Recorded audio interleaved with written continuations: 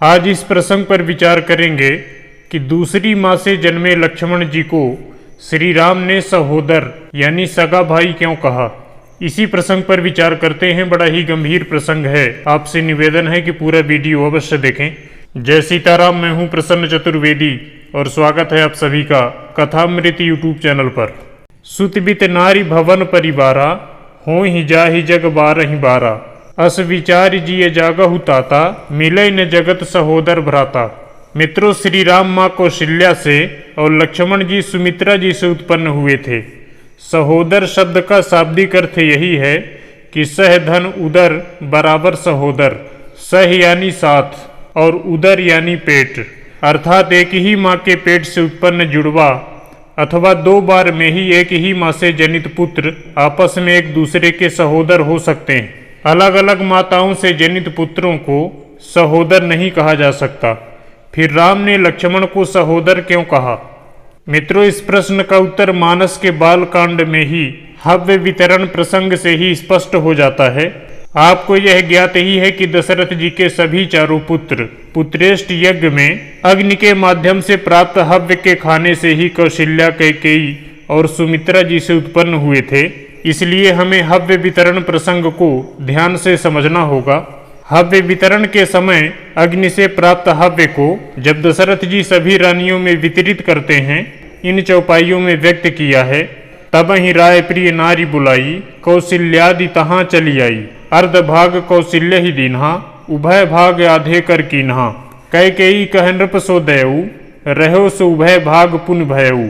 कौशल्या कैकेयी हाथ धरी, दीन सुमित्र हिमन प्रसन्न करी। यही विधि गर्भ सहित सब नारी, भई हृदय हर्षित सुख भारी। इन चौपाइयों पर ध्यान से दृष्टिपात करने पर संपूर्ण भ्रम स्वयं निर्मूल हो जाते हैं। महाराज दशरथ जी ने हव्य का आधा भाग कौशल्या जी को दिया। कौशल्या जी को देने के बाद जो हव्य बचा उसको पुनः आधा किया, फिर से दो भाग हो गए। इन दो में से एक भाग कैकेयी जी को दिया और एक भाग जो बचा उसे फिर दो भाग किया। अब पुनः दो हिस्से हो गए। इन दोनों हिस्सों को महाराज दशरथ जी ने कौशल्या और कैकेयी जी को दे दिया। गोस्वामी जी ने इसे व्यक्त करते हुए लिखा है कि कौशल्या कैकेयी हाथ धरी।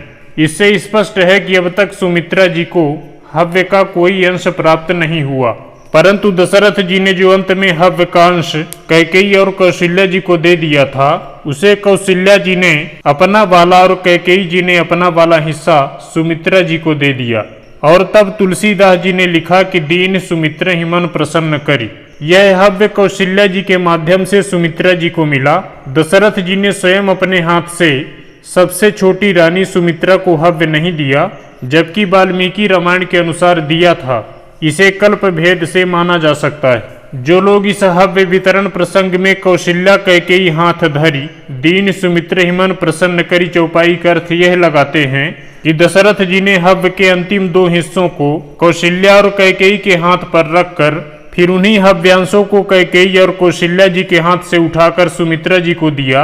उनके लिए वाल्मीकि रामायण और मानस में वर्णित प्रसंगों को कल्प भेद से मानने की प्रतिबद्धता नहीं है। फिलहाल दोनों ही प्रकार से अर्थ करने पर चाहे कौशल्या और कैकेयी ने अपना अंतिम अंश सुमित्रा को दिया या फिर दशरथ जी ने अंतिम दोनों अंश कौशल्या और कैकेयी के हाथ पर रखकर फिर उसे कौशल्या और कैकेयी के हाथ से उठाकर सुमित्रा को दिया, निष्कर्ष यही निकलता है कि जो हव्य का अंश कौशल्या जी के माध्यम से सुमित्रा को मिला, उससे लक्ष्मण जी का जन्म हुआ, और जो अंश कैकेयी के माध्यम से सुमित्रा को मिला, उससे शत्रुघ्न जी का जन्म हुआ।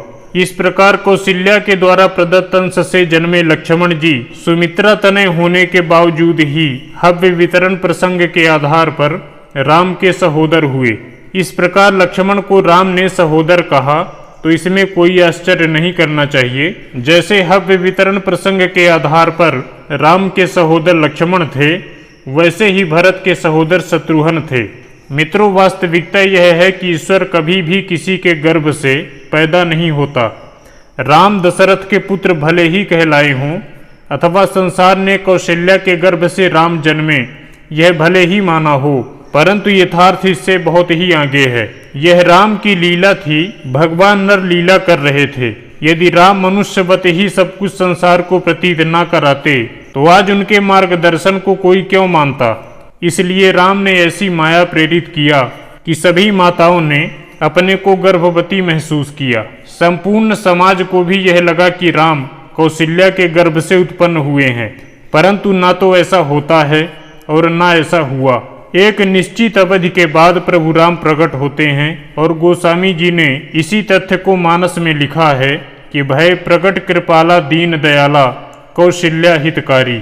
यहाँ पर गोस्वामी जी राम जन्मे यह नहीं कहते, राम प्रकट हुए यह शब्द गोस्वामी जी ने प्रयुक्त किया है। भय प्रकट कृपाला, इससे स्पष्ट है कि राम ने अपनी शक्ति और माया से संसार को एक प्रकार से भ्रमित कराते हुए यह प्रतीत कराई, यह विश्वास दिलाया कि मैं गर्भ से उत्पन्न हुआ हूँ, मेरे पिता दशरथ हैं, परंतु ब्रह्म स्वयं प्रकट होता है। संसार ब्रह्म से है, ब्रह्म संसार से नहीं। वह कभी भी किसी के गर्भ से पैदा नहीं होता, बल्कि ऐसी माया करता है कि संसार उसे भ्रमवश जन्मा हुआ मानता है, जबकि वह सदैव जन्मा है। ठीक इसी तरह इसी परिप्रेक्ष्य में सभी माताओं ने अपने आप को गर्भयुक्त अनुभव किया और प्रसव के समय तक संतान उत्पत्ति के सभी लक्षणों का अनुभव आदि तो किया, परंतु राम की माया और प्रभाव से वे वास्तविकता नहीं जान पाई और ठीक समय पर राम प्रकट हो जाते हैं। यहाँ पर आप मानस की एक चौपाई के आधार पर इस तर्क को काटते हुए अपनी असहमति व्यक्त कर सकते हैं, जिसे भगवान श्री राम ने स्वयं अपने श्रीमुख से कहा है कि जन्मे एक संग सब भाई, भोजन शयन केली लरिकाई। आप यहाँ कह सकते हैं कि यहाँ तो राम ने स्वयं कहा है कि एक ही साथ सभी भाइयों का जन्म हुआ, यहाँ पर प्रकट शब्द तो नहीं आया। फिर यह कैसे सत्य है कि ब्रह्म का जन्म नहीं होता? इसका उत्तर यह है कि राम द्वारा कहे गए वो शब्द लोक रीति को लक्ष्य करते हुए कहे गए हैं। राम का वह कथन यह सिद्ध करता है कि न्याय के हित में यह उचित नहीं है कि मेरा तिलक हो, क्योंकि जब सभी भाइयों का जन्म आदि एक ही समय में हुआ तो राज्य तिलक के लिए मुझे ही क्यों चुना गया? यह राज्य अकेले हमें ही क्यों दिया जा रहा है? राम के वह वाक्य लोक रीति की तरफ इंगित करते हैं और राम ने जो भी प्रत्यक्ष किया है या कहा है वह नर लीला है, वह लौकिक लीला थी।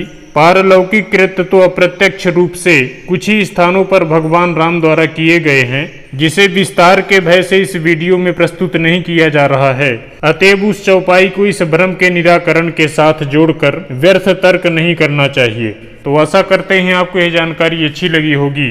अच्छी लगी हो तो कृपया इस चैनल को सब्सक्राइब करें और नोटिफिकेशन बेल को प्रेस करें। आप सभी भगवत प्रेमियों को जय सीताराम।